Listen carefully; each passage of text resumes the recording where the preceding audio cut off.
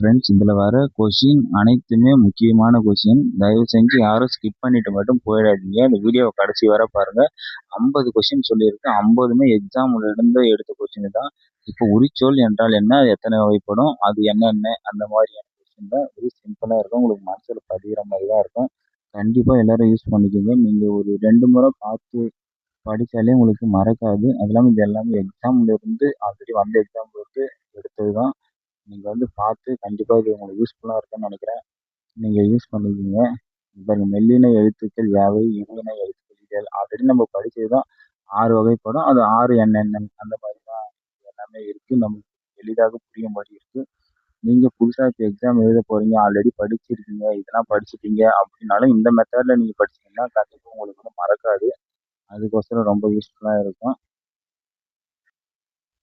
மரம் என்பது என்ன சொல்? பெயர் சொல்.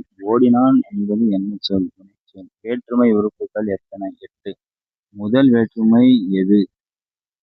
இரண்டாம் வேற்றுமை எது? அந்த மாதிரி 9 வரும் நினைக்கிறேன்.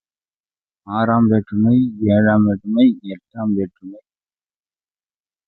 ஒருமை என்றால் என்ன? பன்மை என்றால் என்ன? பாருங்க ஃப்ரெண்ட்ஸ், எல்லாமே ஈஸியான கொஸ்டின் தான். ஆனால் முக்கியமான கொஸ்டினும் கூட. மன்னன் என்பதற்கான இணைச்சொல். வாக்கியம் என்றால் என்ன? எழுவாய் என்றால் என்ன?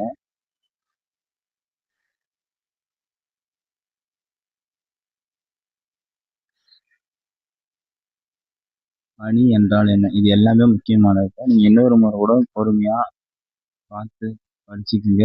எல்லாமே முக்கியமான கொஷின் தான்.